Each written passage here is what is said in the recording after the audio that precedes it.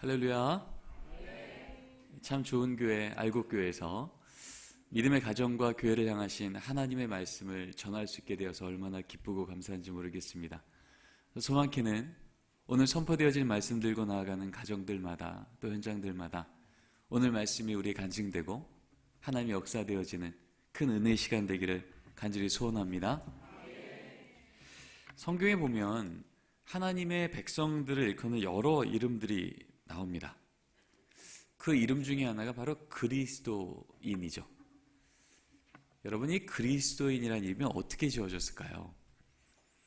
예수님 승천하고 난 다음에 제자들이 모여서 우리 모임의 정체성을 드러내는 이름 한번 공모해보자 라고 해서 뽑힌 이름일까요?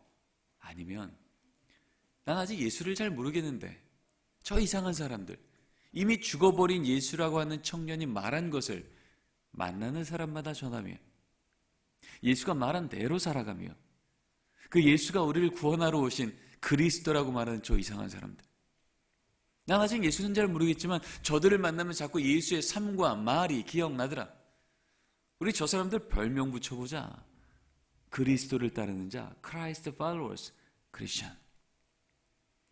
여러분, 이 그리스도라는 이름이 어떻게 지어졌을까요? 전자겠습니까? 후자겠습니까? 네, 맞습니다. 사도행전 11장 26절에 보면요, 화면을 한번 띄워주실까요? 네, 감사합니다. 성경은 이렇게 선언합니다. 제자들이 안디옥에서 비로소 그리스도인이라 일컬음을 받기 시작했더라. 이것은 우리가 이름을 붙인 게 아니고요, 우리를 보는 세상 사람들이 우리의 삶이 세상과 너무 달라서 구별되어서 이상해서 붙였던 이름이라는 거죠. 근데 우리 하나님은요, 하나님 때문에 세상으로부터 이상하다 여김받는 자들을 이상하다 여기지 않으시고 거룩하다 말씀하시는 줄 믿습니다. 도대체 소망이 보이지 않는 그 나라를, 그 민족을, 그 가정을 하나님의 나라로 뒤집어 놓으실 때 하나님 때문에 세상으로부터 이상하다 한 그 걸음을 멈추지 않으려고 끝까지 걸어내요. 세상에 알지 못했던 그 예수를 그들의 삶을 통해서 드러냈던 자들을 통해 하나님 그 역사 이루으신 줄 믿습니다. 여러분 어떠십니까?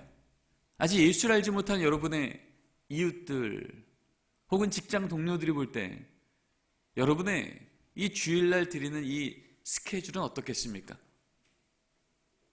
그들이 볼 때 좀 정상이겠습니까? 좀 이상하겠습니까? 한 주도 빠지지 않고 주일 아침이면 이 자리를 나와서 예배하는 여러분의 모습이요, 아마 세상 사람들 볼 때는 좀 이상할 겁니다. 굳이 그래야 되나? 근데 우리 하나님 때문에 그 이상하다는 걸음을 계속 걸어가는 그것은 우리 안에 세상이 알지 못한 예수가 내 안에 있음을 약속하시고 보여주시는 분명한 증거인 줄 믿습니다. 지금도 세상을 바꾸기 원하시는 하나님은 바로 여러분을 통하여서 그 일을 오늘도 앞으로도 이뤄가실 줄 믿습니다. 그런 의미에서 우리 옆에 계신 분들하고 이렇게 한번 인사 나누면 좋겠습니다. 이상하셔서 감사합니다.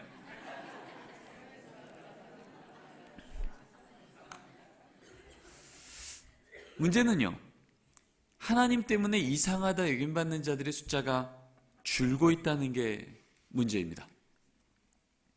최근 한국갤럽을 통해서 발표되어진 우리나라 예수 믿는 부모 세대가 15%임을 확인했습니다. 같은 시기에 대표적인 선교 기관을 통해서 확인했죠. 우리나라 예수 믿는 중고등부 아이들 3.8%. 여러분, 3.8%면 한 반이 25명이면 내 자녀 한 명 예수 믿으면 그 반에 예수 믿는 친구가 몇 명 있는 거죠? 한 명도 없는 거예요. 25명에 한 명 예수 믿으면 4%잖아요. 그러니까 3.8%라는 얘기는요, 내 자녀 한 명 믿으면, 내 손주 한 명 예수 믿으면 그 반에 예수 믿는 친구가 아무도 없는 거예요.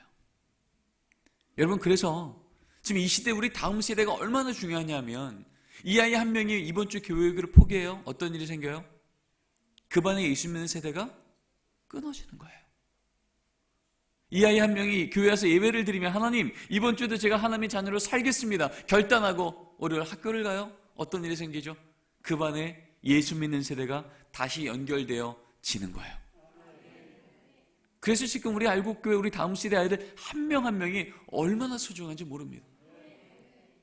여러분, 이렇게 3.8% 미전도 종족의 수준으로 바닥치고 있을지라도요, 여전히 우리에게 소망이 있는 건요, 여러분, 그 큰 바다가 늘 신선한 이유가 뭔지 아시죠? 늘 더러운 물이 들어오고 정화시설 하나 없을지라도 그 바다가 늘 신선한 이유는요, 3%가 약간 넘는 뭐가요? 소금이 살아있어서.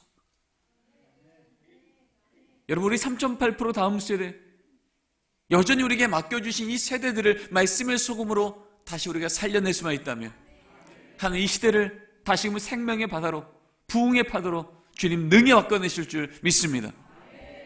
그러게 우리는 이 아침도 여전히 우리 다음 세대가 무너진 것처럼 보일지라도 우리는 모여서 또 주님의 소망과 주님의 언약과 주님의 말씀을 주목하고 있는 줄 믿습니다. 이렇게 다음 세대가 무너지고 있다고 하는 이때에 담임 목사님들한테 물었습니다. 목사님, 우리 다음 세대가 어떻게 다시금 교회로 돌아오겠습니까? 무엇부터 바뀌어야 우리 아이들이 다시금 믿음의 세대로 일어나겠습니까? 전국에 있는 800명이 넘는 담임 목사님들께요, 딱 1년 전에 물었습니다. 코로나가 끝날 때쯤에 어떻게 해야 다시 회복될까? 여러 가지 항목을 줬죠. 교재 바꿔볼까요? 시설 보완해볼까요? 예산 늘려볼까요? 다 맞습니다. 그런데 다른 것과 비할 수 없는 1위가 나오게 됩니다. 우리 같이 한번 읽어볼까요? 시작. 부모 세대를 향한 교육과 훈련. 왜 담임 목사님은 여러 가지 이유 중에 부모가 바뀌지 않으면 우리 아이들이 다시금 신앙 회복하기 어렵겠다라고 말했을까요?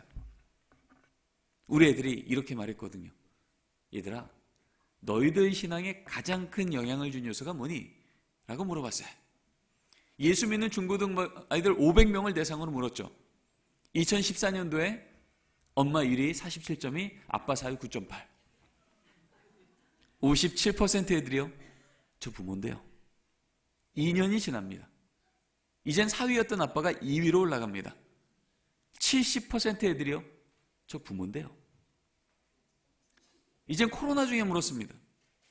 우린 생각했죠. 코로나니까, 비대면이니까, 게임이며 메타버스며 아이들이 좋아할 만한 게 너무 많아졌으니까 우리 아이들 교육이 쉽지 않겠다. 근데 우리 아이들의 대답은 더 견고해집니다. 1위 54%, 2위 33%. 87% 애들이요, 저 부모인데요. 여러분, 중고등부 아이들 입에서 내 신앙의 가장 큰 영향력이, 변수가 우리 부모라고 말했다면 우리 아동부는 어떨까요? 더 높겠습니까? 적겠습니까? 더 높죠. 영유아 유치부는요, 더 높죠. 오늘도 부모가 손잡고 교회 오지 않으면 교회 올 방법을 알 수도 없고 예배를 드릴 수도 없는 우리 영유아 유치부 애들이요, 절대적이겠죠. 그래서 궁금해졌습니다. 이런 시대 가운데 우리 믿음의 부모 세대는 우리 아이들을 어떻게 양육하고 있을까? 기독부모 1,500명을 대상으로 물었습니다.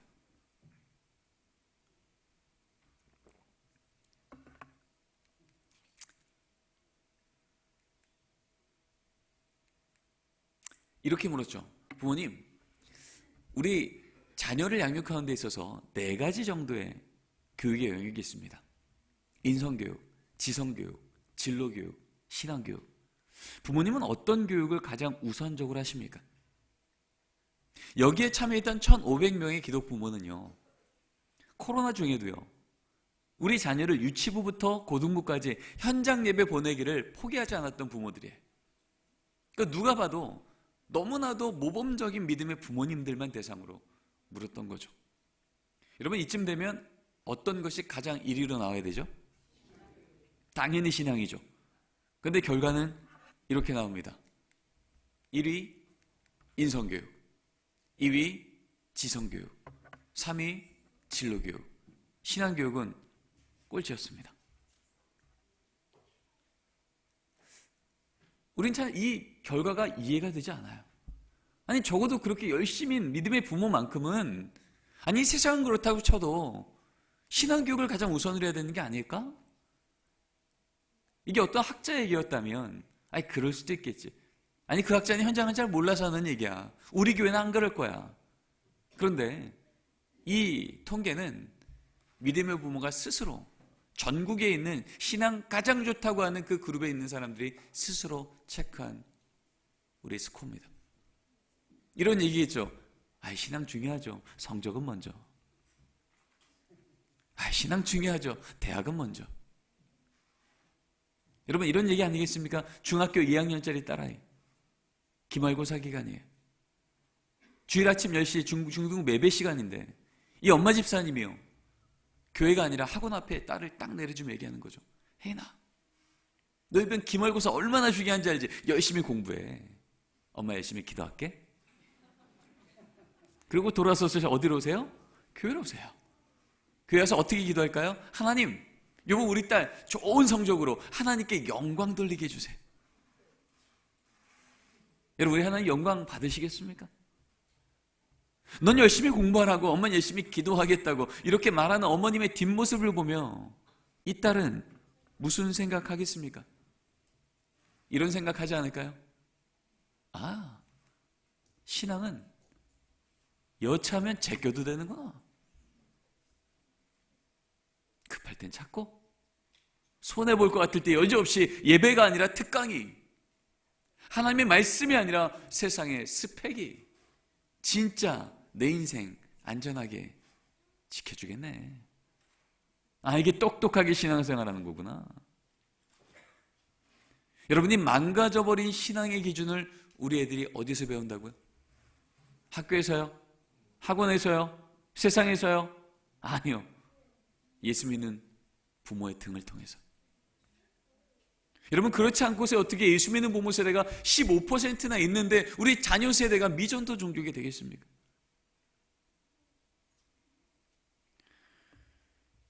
저는 장신대 교수로 오기 전에 현장에 있는 한 교회 교육총괄 목사로 섬겼습니다. 매주 부모님을 만났고 우리 아이들을 만났어요. 그때마다 제가 입버릇처럼 질문했던 질문이 이겁니다. 집사님, 권사님, 안수 집사님, 장로님, 그리고 목사님, 개인적으로 회심하셨죠? 혹시 부모로도 회심하셨습니까? 내 자녀의 성적의 문제 앞에서도, 내 자녀의 대학의 문제 앞에서도, 내 자녀의 취직과 결혼의 문제 앞에서도 정말 예수가 주인 되어야 된다고 일관적으로 가르쳐 주셨습니까?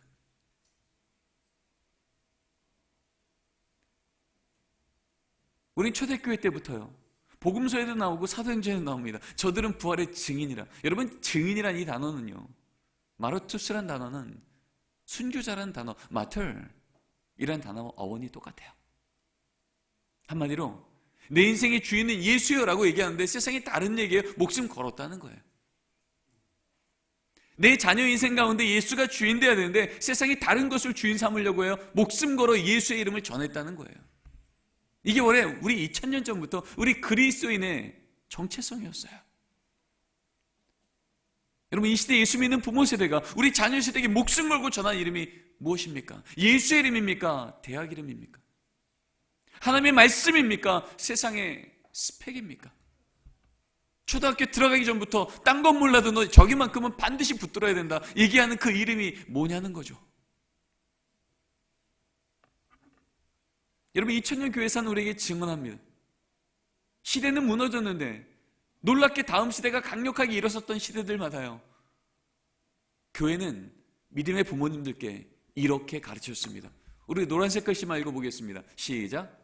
가정은 작은 교회이자 언약 공동체.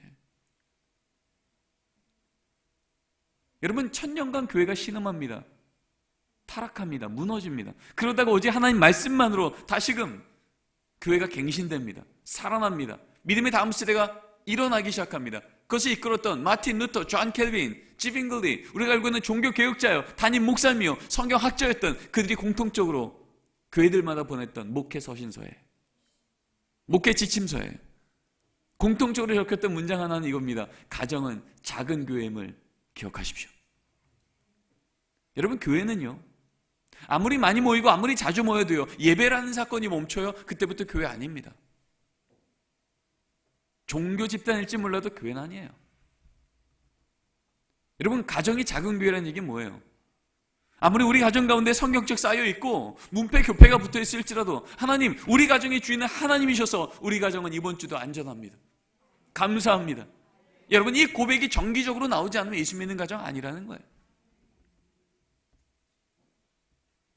언약 공동체예요. 예수 믿는 가정은 같은 피만 공유되어진 혈연 공동체가 아니고요, 같은 그리스도의 보혈의 피. 이 보혈의 피에 대한 믿음의 고백이, 언약에 대한 고백이 우리 자녀의 배도 똑같이 나오지 않으면 예수 믿는 가정 아니라는 거예요. 100년이 지납니다. 이젠 청교도 시대죠. 이때는 아예 가정 예배를 총회와 교회에서 엄격히 지도하는데요, 이런 글이 나옵니다. 같이 한번 읽어볼게요. 가정 예배를 시행. 시작.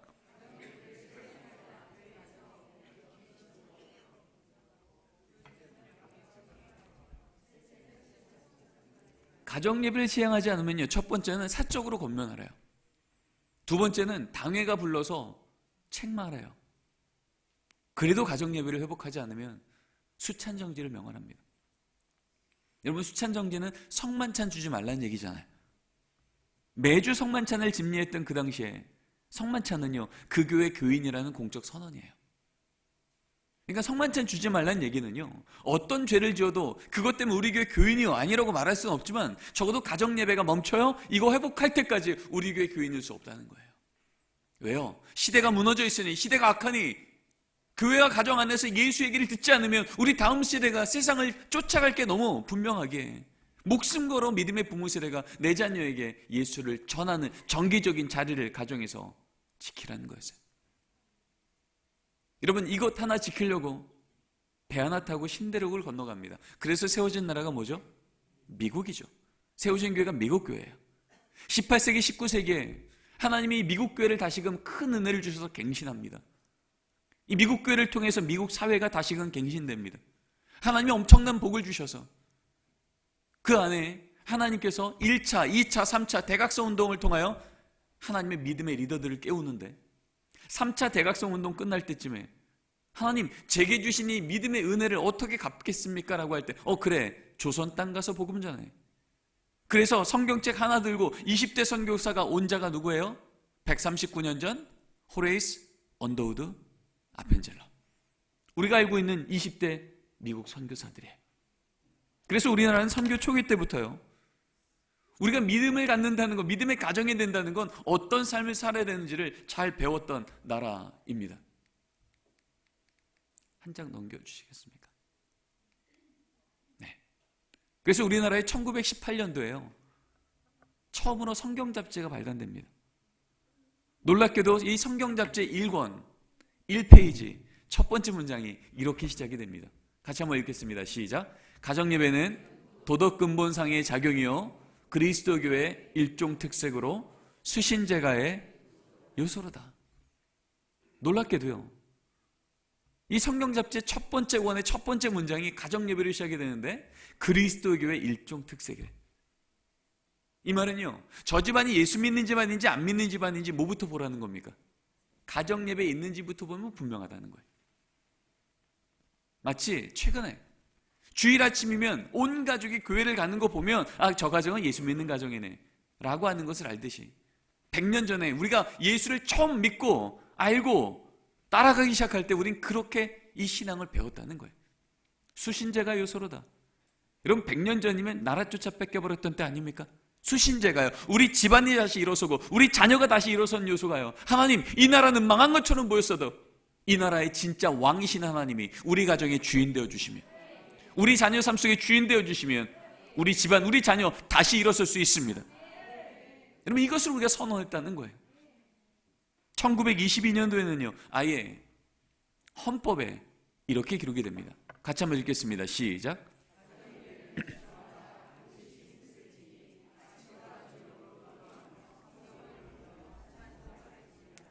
조선 예수교회 장로의 헌법입니다. 헌법은 선택사항이 아니에요. 적어도 우리 가정이 조선 예수교회 장로에게 속한 교회라면, 우리 가정 가운데 예수 믿는 부모가 한 분이라도 세워져 있다면 가정 예배는 집안마다 가급적 힘쓸지도 아니에요. 반드시 힘쓸지. 이게 우리가 받았던 신앙의 유산이요, 믿음의 고백이요. 여러분, 나라 쫓아 뺏겼던 그때, 아무것도 소망이 없을 그때 믿음의 가정마다 하나님, 우리 가정의 주인이, 우리 자녀의 주인이 하나님 되실 때 우리에게 다시 소망이 있다고 고백했던 그 믿음의 가정의 자녀 세대에게 하나님이 영성의 실력 갖추게 하사 빼앗겼던 나라를 되찾게 하시고, 전쟁으로 무너졌던 이 땅 위에 주님의 몸된 교회를 세우실 때 바로 그 믿음의 청년 세대를 하나님의 대안으로 세우신 줄 믿습니다. 이것이 우리가 하나님의 나라를 경험하였고, 우리의 나라가 다시 일어났고, 우리 민족과 우리 자녀 세대가 다시 일어났던 우리 삶의 고백들입니다. 이 관점에서 오늘 주신 말씀을 다시 한번 읽기로 합니다. 같이 한번 읽겠습니다. 시작. 그가 처음으로 제단을 쌓은 곳이라. 그가 거기서 여호와 이름을 불렀더라. 아브라함 이름으로 또 양과 소와 장막이 있으므로. 여러분 너무나 잘 아시는 말씀이에요. 믿음의 조상 아브라함을 하나님께서 메소포타미아에 있을 때 부르십니다. 아브라함아, 내가 너에게 큰 민족 이뤄줄게. 믿음의 자녀 세대 주고 믿음의 명문 가문 세워줄게.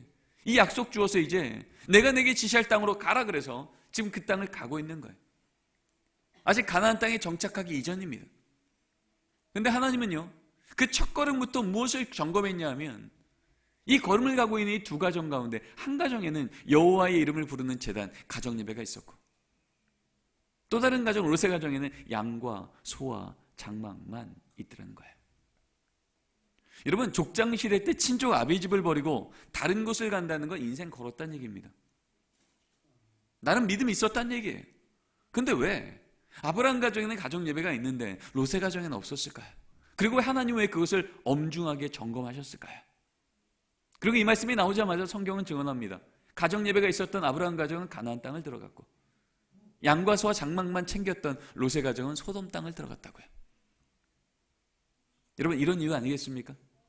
두 가정 똑같이 하나님, 이 걸음 가면 우리 가정 복 줄 거 맞죠라고 걸어가고 있을지라도 롯의 가정은요, 당장 오늘 하루 내 눈앞에 보이는 양 챙기느라, 소 챙기느라, 장막 챙기느라 가족이 모여 여호와의 이름을 부를 여유가 없었던 가정, 가족이 모여 여호와의 이름을 부를 우선순위가 무너졌던 가정.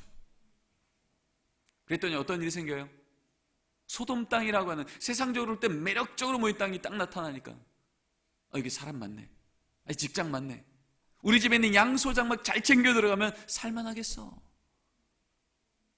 하나님 없이 복처럼 보이는 것 쫓아 들어갔다 망할 도성으로 들어간 롯의 가정과 걷는 걸음마다 하나님 여기까지도 하나님의 은혜였습니다. 앞으로도 우리 가정을 인도하여 주시옵소서.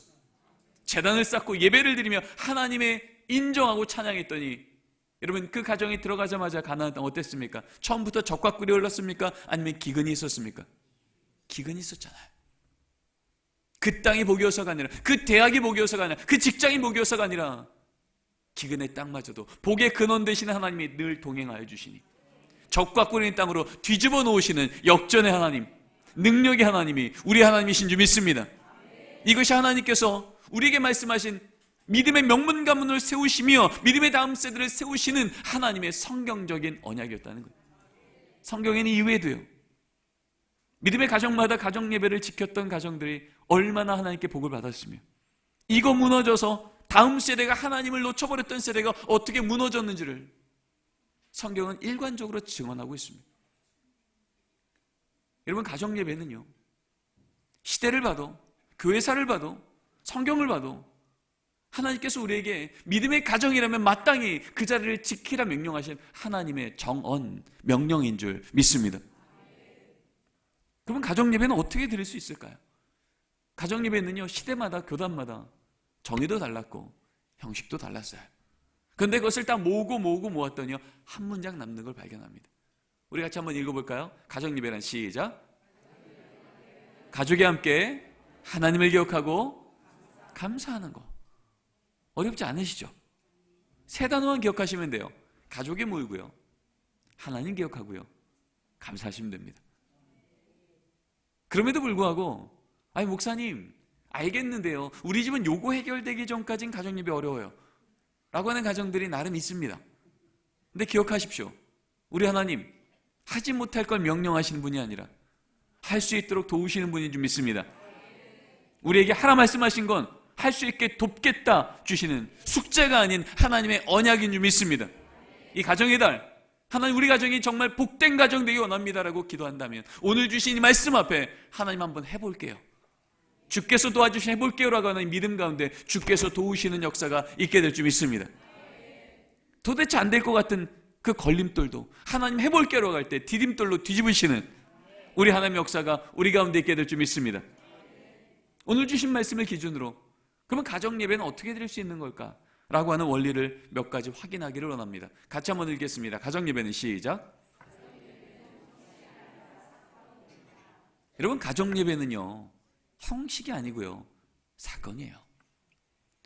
여러분, 가정 예배를 드리지 않으면 수찬정지 혹은 7위까지 했었던 청교도 시대 때도요, 여러분 가정 예배에 대한 정의는 이렇게 기록이 됩니다.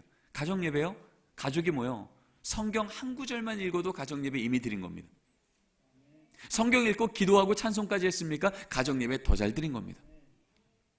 여러분, 형식에 대해서는 아예 언급조차 없어요.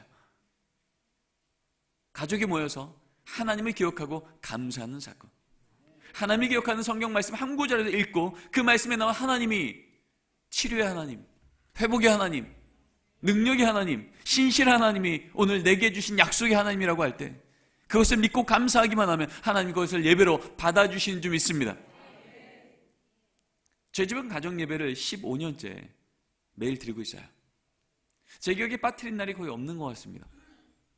그럼에도 불구하고 저희 집 가정 예배 드릴 때 늘 나오는 거의 빠지지 않은 멘트가 이런 멘트인 거죠. 누나, 왜 눈 떴어? 너무 왜 떴어? 발 건드리지 마. 뭐 이런 말들이 거의 빠지지 않습니다. 참고로 지금 저희 첫째 딸은 중학생이고 둘째는 초등학교 6학년인데 태어나서 가정 예배를 빠뜨린 날이 거의 없는 아이들도요 늘 이런 대화들이 오가면서 예배를 드리고 있어요.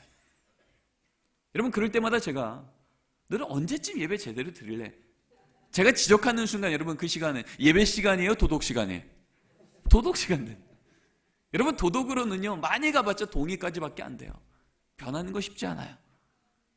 사람의 말이 사람을 바꾸긴 쉽지 않아요. 하나님의 말씀만이 사람을 바꾸는 줄 믿습니다. 그래서 가정 예배는 하나님의 말씀을 한 구절라도 읽는 말씀이 우리의 삶을 바꿔내고 있는 거예요. 한 번은 제 연구실에 기자님이 오셨습니다. 가정 예배 어떻게 드리는 건지, 2000년 교회사는 어떤 증언을 하고 있는지, 어떤 팁들이 있는지, 뭐 이런 것들을 인터뷰하다가 저희 집 가정 예배를 매일 드린다니까 저희 그 기자님이 저희 집에 저녁에 가정 예배 드린 장면을 촬영하러 오시겠대요. 제가 말씀드렸죠. 절대 오지 마세요.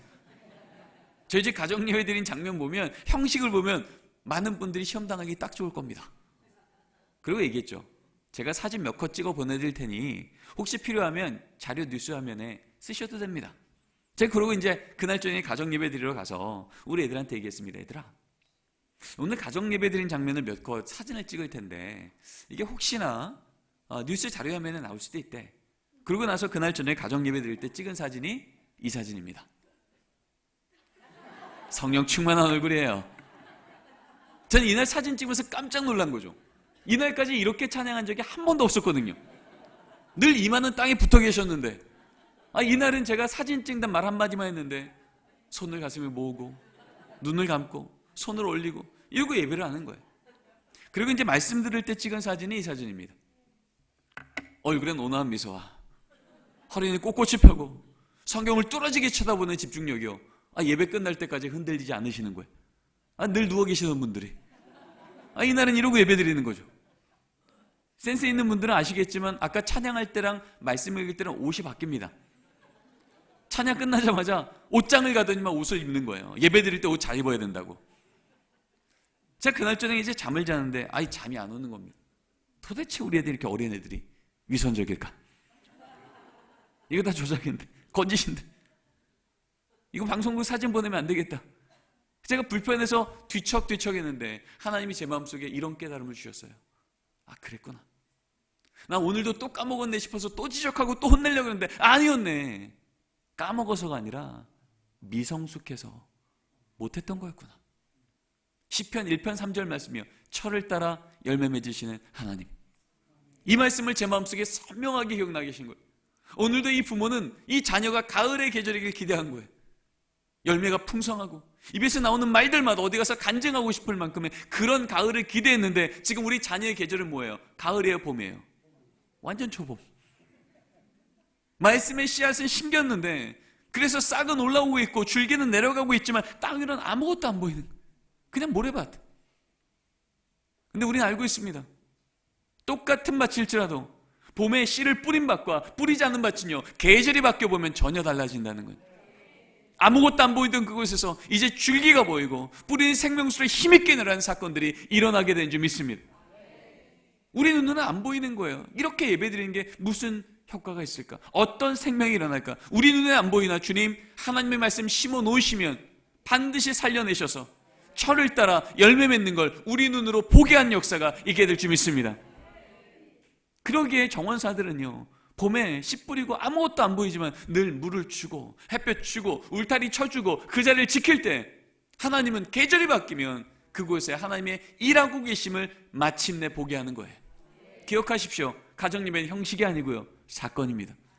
우리 자녀를 내가 생각하는 것만큼의 행동을 교정시키느라 지치지 마시고요, 플레잉하지 마시고요, 프레잉하십시오. 있는 모습 그대로 주 앞에 나아갈 때 그 자녀들의 모습은 지적할 이유가 아니라 기도할 이유가 돼요.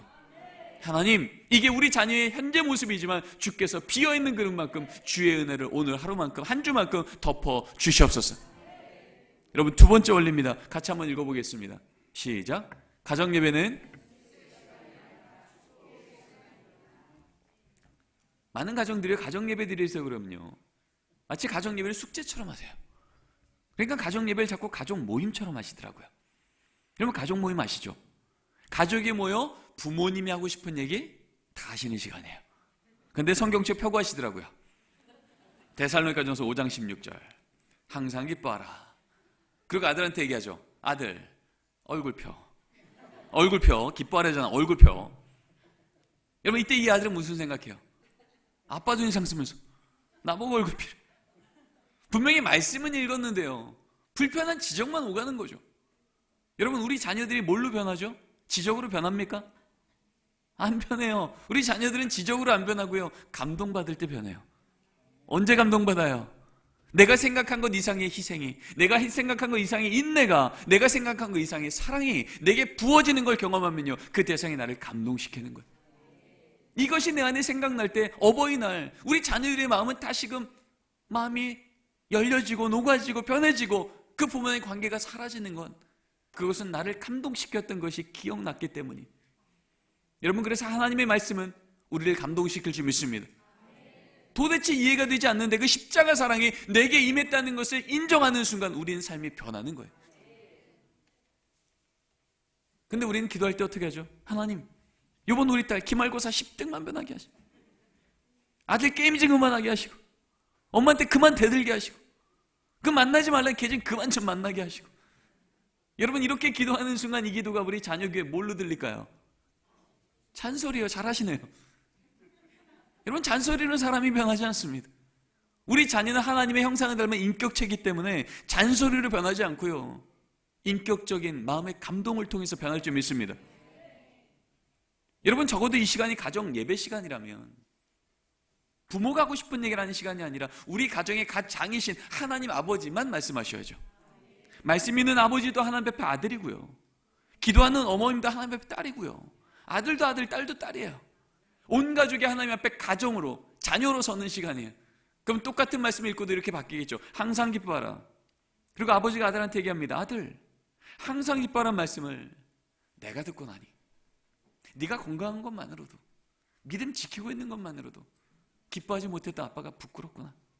오늘 말씀 따라 아빠가 항상 기뻐할 수 있도록 노력해야겠다. 넌 좀 어떠니? 여러분, 이때 이 아들이 무슨 생각할까요? 오, 고수인데 그러겠습니까? 아니죠. 이거 괜찮네. 도대체 안 바뀔 것 같던 아버지도 성경 말씀 하나 앞에서 바뀌시네.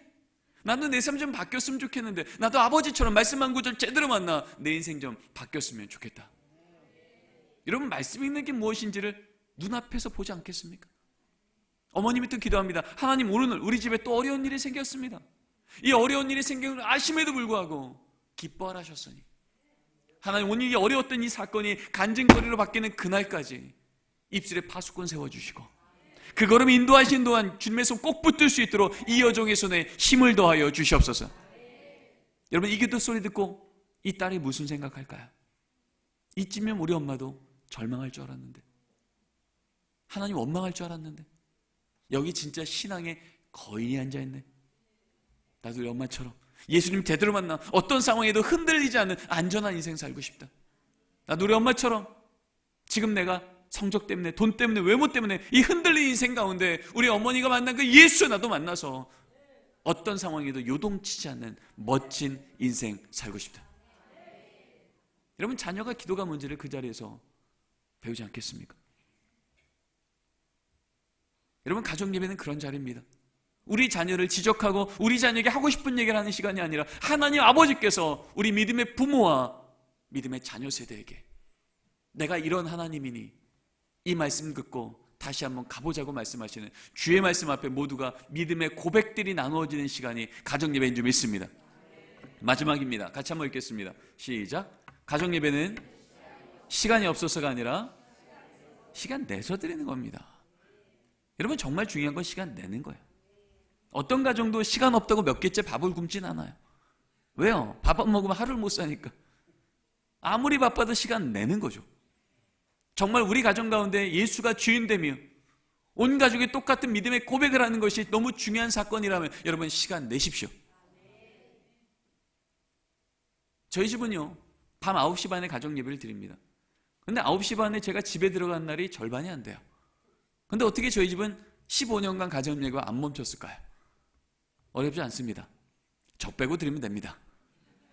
그렇잖아요.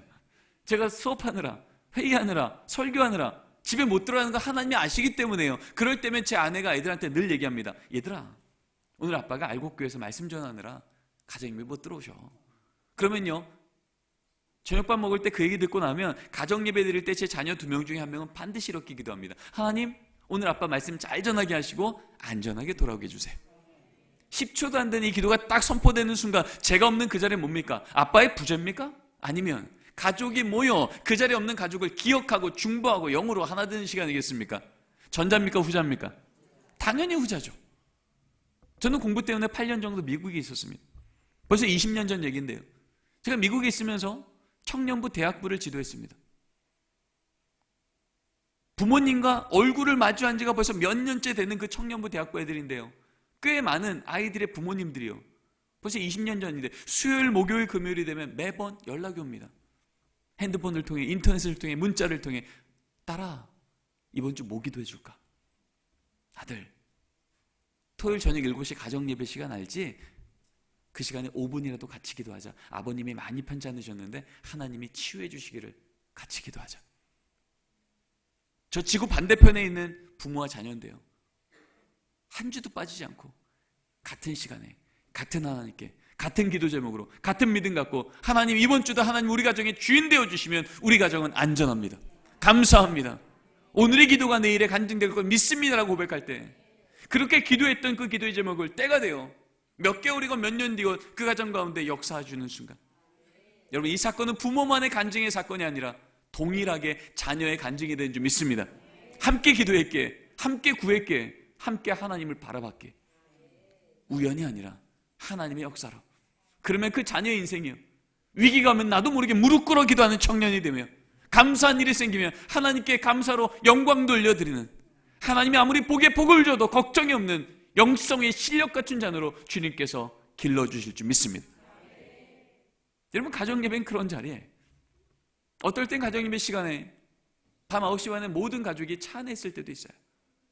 그때면 제가 애들한테 얘기합니다. 얘들아, 가정예배는 성경 한 구절에도 읽고 하나님께 감사하는 건데 오늘은 모두 차 안에 있으니 오늘 하루 하나님께 감사한 거 한번 나눠볼까? 제 딸이 얘기합니다. 아빠, 나 오늘 학교에서 걔랑 화해했어요. 아, 그래, 하나님이 너한테 화해하는 마음 주셨구나. 참 감사하다. 가족이 모였죠. 하나님이 기억했죠. 감사했잖아요. 가정예배가 될까요, 안 될까요? 됩니다. 제 아들한테도 묻죠. 혜건아, 뭐 감사해? 그럼 초등학교 3학년 때까지만 해도요, 늘 똑같았어요. 뭐 감사해? 그러면요, 없는데. 맨날 없대요. 저 가만히 있지 않죠. 너 오늘 저녁 반찬 뭐 먹었니? 고등어구이요. 그래, 고등어구이는 누가 주셨을까? 마트가. 아니야, 마트는 판 거지. 누가 주셨을까? 어부가. 아니야, 어부는 잡은 거야. 누가 주셨을까? 끝까지 가면 누가 이름을 받아요? 하나님. 그래, 하나님. 오늘도 너를 키가 자라고 지혜가 자라게 하시려고 네가 알지 못할 때 저 바다 끝에서 고등어 알을 낳게 하시고 자라게 하시고 잡히게 하시고 요리되게 해서 네 입에 쏙 넣어주셨네. 오늘 네가 먹은 건 고등어 구이가 아니라 은혜 조각이네. 은혜 조각. 애가 씩 웃습니다. 믿음이 있어서 웃는 게 아니에요. 허탈해서 웃는 거예요. 근데 여러분, 이 아이는요, 고등어 구이를 보고 믿음의 은혜 조각에 말하는 믿음도 없고요, 고백도 없고요, 아무것도 없어요. 근데 뭘 할 수 있어요? 그렇게 말하는 부모의 말을 들을 수 있어요. 믿음은 어디서 난다고요? 들음에서 나며. 들으면 하나님의 말씀인 줄 믿습니다. 여러분, 우리 자녀에게 뭘 들려주십니까? 여러분, 성경은 말하잖아요. 어려서부터 마땅히 할 길을 아이한테 가르치라고요. 그러면 늙어도 떠나지 않는다고요. 이 말은 뭐예요? 안 가르치면 떠난다는 얘기예요. 여러분, 가정예배는요, 매일이건 일주일에 한 번이건 우리 자녀 교회, 그 자녀가 믿음이 약하건 그건 상관없습니다. 믿음은 들으면서 나기에 지금 믿음 갖고 있는 이 부모의 고백들을 그 교회에 들려줄 때 주님은 그것 가운데 일하시사 우리가 하는 이 고백이 우리 나이 되었을 때 내 자녀, 나보다 믿음 좋은 하나님의 믿음의 용장으로 길러내실 줄 믿습니다. 말씀을 정리합니다. 지금 이 시대가 우리 애들을 제자 삼고 있습니다. 핸드폰 통해서, 인터넷 통해서, 게임 통해서, 학교에서 경험한 음란 문화, 폭력 문화, 경쟁 문화, 이기심 문화, 이렇게 안 살면 밀려날 거라고, 재미없는 인생 될 거라고. 그래서 우리 아이들은요, 주일날 예배 드릴지라도 월요일부터 급히 세상 쫓아다닙니다. 그러다 보면 나도 모르게 대학이라는 골리앗을, 직장이라는 골리앗을, 재정이라는 골리앗을 턱턱턱 다가섭니다. 그럴 때마다 세상 말합니다. 여기 조금 더 큰 돌멩이 있다고, 여기 좀 더 큰 스펙이 있다고, 이거 있으면 세상 골리앗 이길만 할 거라고. 여러분 아시죠? 세상 만만치 않습니다. 근데 우리 알고 있습니다. 다윗이 골리앗을 쓰러뜨렸던 진짜 무기는요, 손에서 나갔던 돌멩이가 아니라 입에서 나갔던 믿음의 고백인 줄 믿습니다. 너는 칼과 창과 단창으로 내게 오거니와 난 내가 몰카는 만군의 여호와 이스라엘 군대 하나님의 이름으로 내게 가노라. 여러분, 진짜 우리 다음 세대, 우리 자녀들에게 주어져야 될 돌멩이는요, 더 큰 스펙이 아니라, 더 큰 돌멩이가 아니라, 아무리 작은 돌멩이일지라도 골리앗보다 능히 크신 하나님이 나와 함께 하시면 골리앗의 능히 쓰러진다는 믿음의 돌을 쥐어줘야 될지 믿습니다. 이게 진짜 믿음의 세대를 세우며 진짜 복의 가정을 세우는 하나님의 방법일 줄 믿습니다.